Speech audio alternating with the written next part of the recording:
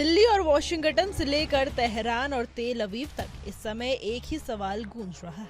क्या ईरान का परमाणु कार्यक्रम वाकई खत्म हो चुका है या अब भी खतरा बाकी है?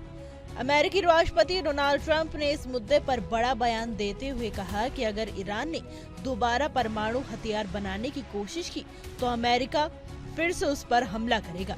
ये धमकी ऐसे समय पर आई है जब अमेरिकी रक्षा खुफिया एजेंसी DIA की कथित लीक रिपोर्ट में दावा किया गया है कि ईरान का परमाणु कार्यक्रम पूरी तरह खत्म नहीं हुआ है। कुछ मीडिया चैनलों ने इस रिपोर्ट के आधार पर खबरें चलाई हैं कि अमेरिका का हालिया हमला उतना प्रभावी नहीं था जितना दावा किया गया है, लेकिन ट्रंप ने इन सभी खबरों को फर्जी करार दिया। उन्होंने सोशल मीडिया पर लिखा कि इतिहास के सबसे सफल सैन्य अभियानों में से एक को बदनाम करने की साजिश है।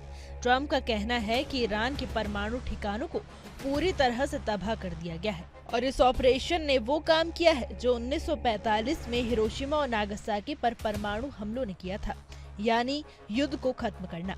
ट्रंप ने यह भी दावा किया है कि संघर्ष में अमेरिका की भूमिका निर्णायक रही। उन्होंने कहा कि 12 दिनों तक चले इजरायल और ईरान के संघर्ष को समाप्त करने में अमेरिका की कार्रवाई ने निर्णायक मोड़ लिया है।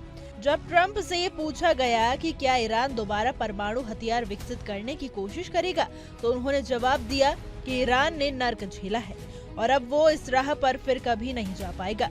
उन्होंने ये भी कहा कि ईरान को तेल और सामान्य हथियार मिल सकते हैं, लेकिन परमाणु हथियार नहीं। अब जरा नजर डालते हैं उस 12 दिन चले संघर्ष पर जिसने पश्चिमी एशिया को दहला दिया। इजरायल ने ईरान के परमाणु ठिकानों पर अचानक हवाई हमले शुरू कर दिए। इन हमलों का उद्देश्य था ईरान को परमाणु हथियार बनाने से रोकना।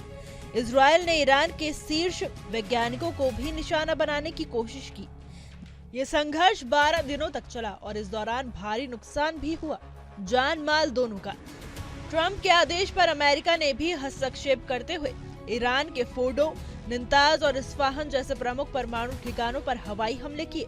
ट्रंप का कहना है कि इन हमलों ने ईरान के परमाणु कार्यक्रम को पूरी तरह तबाह कर दिया है। हालांकि DIA की रिपोर्ट में दावे को गलत बता रही है, लेकिन व्हाइट हाउस ट्रंप के साथ खड़ा हुआ है। आधिकारिक बयान में कहा गया है कि खबरें राष्ट्रपति ट्रंप को बदनाम करने की साजिश है और इस सैन्य ऑपरेशन पूरी तरह सफल रहा है। अब बड़ा सवाल ये है कि क्या ये वाकई एक स्थायी शांति है या फिर एक तूफान से आने के पहले की खामोशी।